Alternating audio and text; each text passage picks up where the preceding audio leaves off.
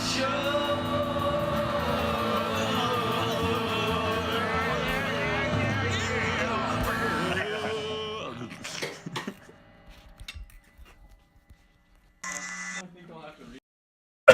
to the show. It's chilling with Tanner and Derek. Welcome everybody. Okay, we should really think of what our every episode's gonna we have our just beginning statement. Welcome to the show. Welcome to the show. We're Toke and Talk with Derek and Tanner. First we toke, then we talk. Yeah, we get stoned and we talk about ourselves. Not just ourselves, but the universe around us. You see, there's many. You have direction. Many directions that we can go in this journey. The first of which is, what is this show? What is this show is a great question, Derek. What are we doing?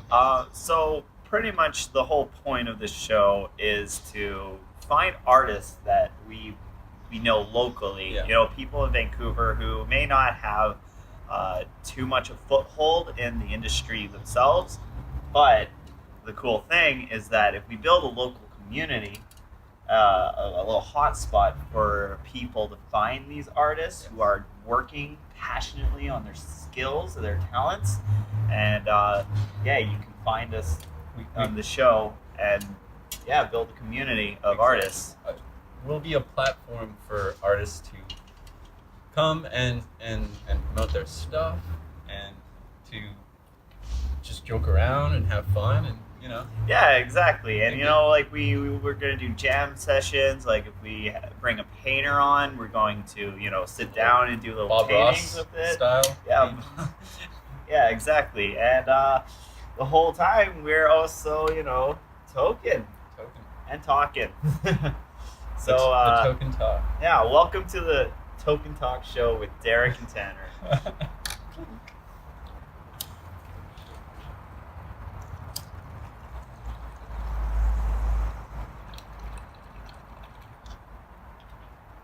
And we're back. All right, so normally we would have guests on the show, but because it's our first episode, Number one. we are the guests. We are the guests. The guests. Oh, yeah. Me, Tanner. That's great. You, Derek. Well, that's since we're the guests, that means we have to interview each other. Is that right? Yes, exactly. Okay. So without further, Jinx. you owe me a soda. You owe me a soda. Yeah. Wait. No, I said you owe me a soda. I'm the one that said it first. 7-Up. 7-Up. I don't. I got ginger ale in the fridge. Ginger ale, man. That's good. Ginger ale, yeah. Ale's good for your stomach. Do you like ginger ale, Derek? Oh, you fucking asshole. I do. Of course I do. You do? Okay. I just got a little too stoned there for a while. You know how it is. Yeah. All right. I guess I'll go first. I'll interview you first. Yes.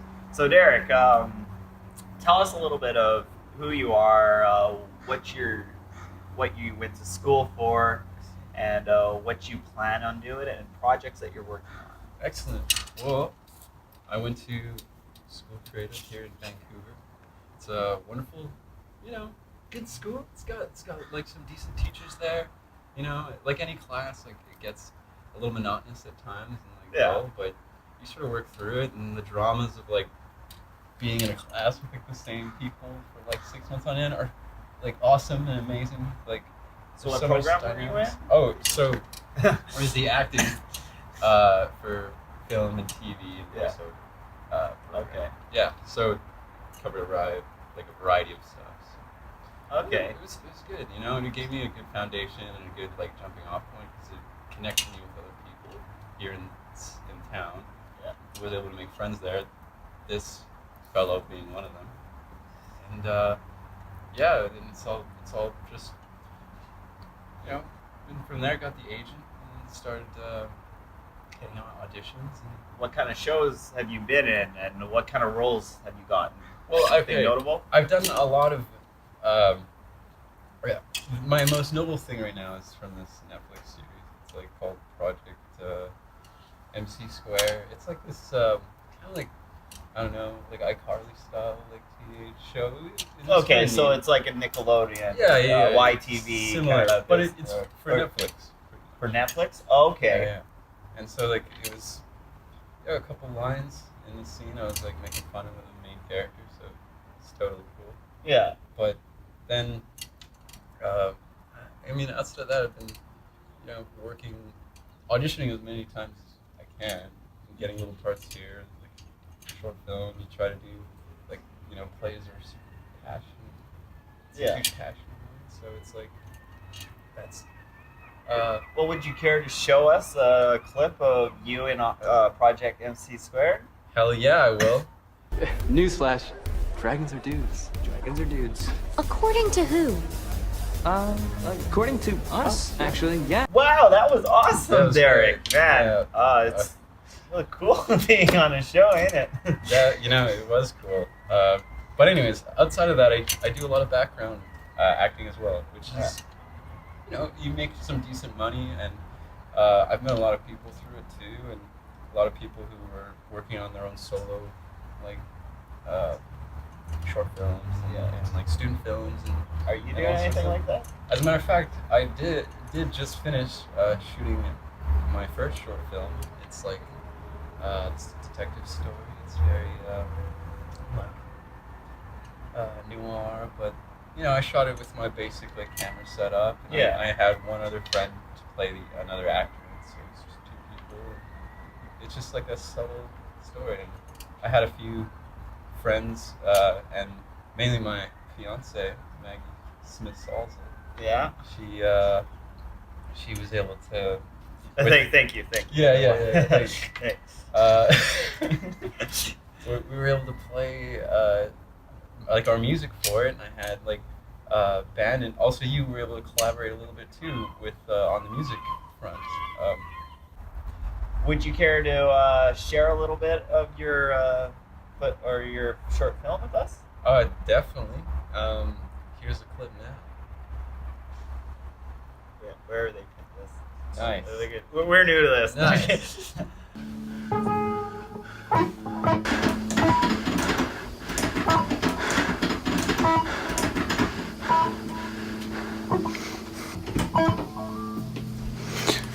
Awesome. So thanks. Awesome. Yeah, it was pretty good. I think now I'd like to ask you a few questions here, my friend. Tanner's interview. Woo-hoo. It's now officially Tanner's interview. Interview. I will get to know you. So tell the people. I already know who you are. Okay, my best friend. Okay? Yeah. So tell this guy, these people, these fine people here. All right. Well, I'm Tanner Reed. I recently moved to Vancouver. I mean, I've lived here for 3 years. Did 2D animation in my school. Pretty much, I want to get into film industry. I write. I play music. And I'm like, right now, I'm in the middle of making a graphic novel with yours truly, which we will be posting on our website once it's made. Soon.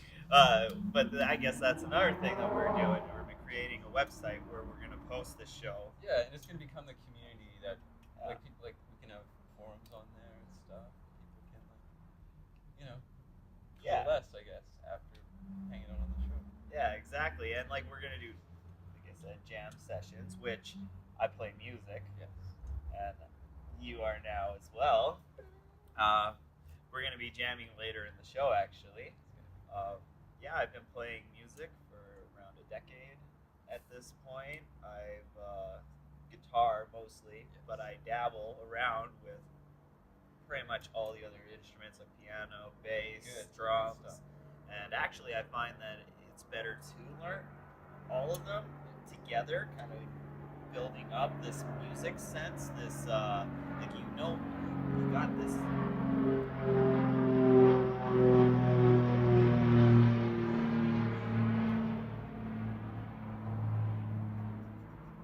Well, you got this sense for rhythm, and just like the kind of changes in music music, like the common ones, the cues and all that. Because if you know all that, it doesn't matter if you can't shred, if you can't play those solos, Yeah.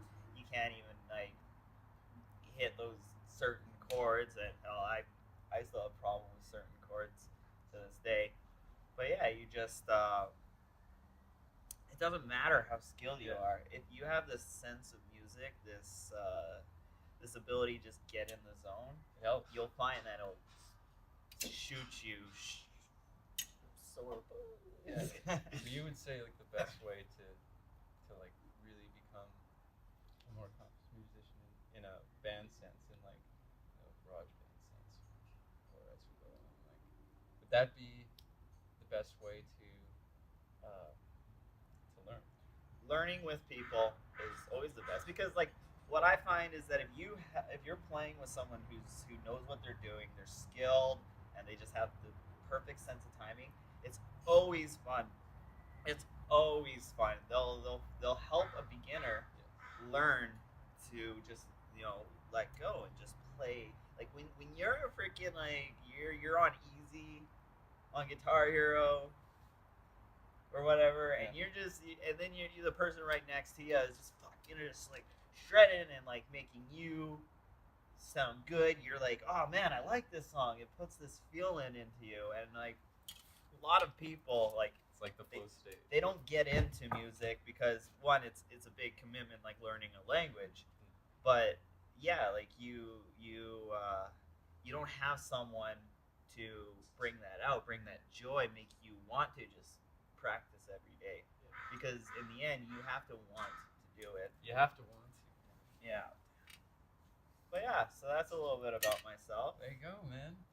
That wasn't like pulling teeth or anything. It was beauty. It was beauty. Yeah. Awesome. Well, I think it's about time we head out and go to a different thing, I guess, right? No, we're doing deep talks now. Deep talks. Yeah. Ready for deep talks. I guess we are going out of this galaxy. This is Deep Talks with Derek and Tanner. Welcome to Deep Talks, where we get deep. Deep, very deep. And we're going deep into space today as we talk about life. Can it be out there? And what would it be like? Man, I wanna. yeah, okay, So- we're in the hot topic. The first point I'm going to make is that scientists and like the general community who research outer space, their main consensus is that there is life. We don't know how, what, or like what it's gonna be like, if it even has our DNA. Like we don't know this kind of stuff. We don't even know if we'll be able to identify whether something's alive or not when we're out there. Will it be carbon based? Who knows? But one thing that makes them think that we're really common life out in the universe is that we're made up of some of the most common ingredients in the universe. So because of that, and because like it didn't take us that long in the history of Earth, probably I think it was before we were even like it was around 4 billion years ago. Not long, like about 500 million years, and life started. So pretty much the Earth just had to cool down, get some liquid in it, and then suddenly you got life. So, but now I'm gonna ask you, if there was life out in the universe, what would you think it would be like? Well, I have to think about what's in our own backyard. We have our sun, our Earth, and not too far away we have a planet like Mars. Mars. And Mars is like, it's a lot like Earth, but like way, way back. So, I don't know. The thing is there could be life under, the ocean, Titan, all those other moons and stuff. Way out there down the line. And it's like, I have a feeling it's not going to be something drastic like, we're going to show up and they'll be there with peace cross off to their planet. It's not gonna be like it's not gonna I think it's gonna just be like we'll be chiseling away in some fucking iceberg, and we'll just be like we're looking for like microbes, and we'll stuff. pull out some tiny little guy, or tiny little that would be really cool. and then that would be it. That would be like Well- that'll be the first initial like getting people comfortable with the idea, because you can't just be like aliens, what up, we're here, because you'll freak the whole nation out. Yeah. You gotta just the human race. If there were super intelligent beings out there, they would never do that. They'd never come down and like, because that would. Well, freak you us out, you gotta think about it. Like, if they're that smart, they gotta think of like what happens with first contact. Like, if they came, would we just be like, "Holy shit, fucking grab our guns"? You know, Yeah, fucking, listen. like we're scared. We don't know what they're gonna do. That could be dangerous. Also, when the Europeans came over to North America, they ended up killing Similar. 90% of the Aboriginal culture or people unintentionally. What? Maybe they know that. Maybe they're just like, hey, just let them do their thing. Leave them to their own devices and let them discover it. Or they're slowly. waiting for us to get to a technological state, one where like we can actually be part of like a bigger galactic kind of shit. I mean, by then it will have been adjusted to the idea of like life on other planets, so it won't even feel unusual, because it'll just slowly be like little and little more discoveries of it. And it's just like anything, you know. It doesn't just happen, you know. So Well, do you know about the three kinds of three levels of civilization? Like one where the people of the planet have full utilization of all resources of that planet. They can pretty much do anything on that planet. We're pretty close to that stage. Mhm. There's the next one where it's like we have all control. No, wait. The first level is actually control of the power of the sun. Pretty much, we know how to use the sun as our we have very main. basic like knowledge of that in Yeah. that sense, right? Because of solar panels. And Yeah, and then the second level is when you have full control of your like solar system and all like resources around that. So that would be if we were able to colonize Mars and Venus and because that's getting the full like- resource. yeah, and also all our manufacturing pretty much happens in space. We go to like other planets or asteroids and we collect all the materials that they have instead of taking away from Earth. Instead of making Earth a fucking, Because they're just they're chunks of like ore and stuff that are just free for you to take. And Exactly, there's nothing, no harm done. Like, yeah. as far as we know, like I I mean, don't know, like, there's some tiny microscope. Sorry, you oil lovers, but like oil will not be found out in outer space because it's made from biological things. So that is a finite resource. I mean, unless you show up on Mars and there's just dead shit everywhere. Well, if that's the case, yeah, we'll just put a bunch of oil fields on Mars, and hey, you oil people can go to space. That's fucked. I mean, that's yeah. But yeah, it's and like we were saying Titan earlier. That's one of the things, like one of the places that scientists are most excited about, or they think about all the time. They want to send a probe in the next 20 years, hopefully. But yeah, pretty much, it's got lakes, it's got rivers, it's got atmosphere similar to Earth. The only thing is that instead of H2O, it's all methane and ethane. So pretty much gas, natural gas, and all that. But in liquid then- form. Yeah, and then like its land is like ice sheets. So like imagine where water is your land and gas is the water. Well, Yeah. So they're like, well, what could also be under the ice sheets? Because like that's H2O as well. So like, is there freaking methane or ethane kind of based life? There'd have to be something more dense inside. Right? Yeah, or is there like a water-based life there, like we have? And what would it be like? We want to just see if like Maybe they would have never left there. Yeah. They might. What if they? Oh my god. What if they've never left their fucking like underneath, and they've never seen the sky of their planet, or their They probably moon. wouldn't have eyes. And If they can't see light, then And what if we're like the ones that were like chiseling away in there? We're like, yep, there's some like underdeveloped civilization in there, and now we're the ones like watching like from the stars. Like, well, that's another cool theory. But pretty much our theories of intelligent-based life is all based on us and what we would do, what we could do. Like if we could travel to another solar system, like what would be the moral choices that we have to make? Do we not go and disrupt their life, or do we go and we should be friendly? Or what if we ran out of resources and we're fucking idiots and we're like we want to get fucking these aliens resources, so we're the invading aliens. And like the thing is, it's all based on humanity, what we tend to think of aliens being like. Maybe no civilization other than ours, still very unlikely because of numbers, but what if none of them like want to leave?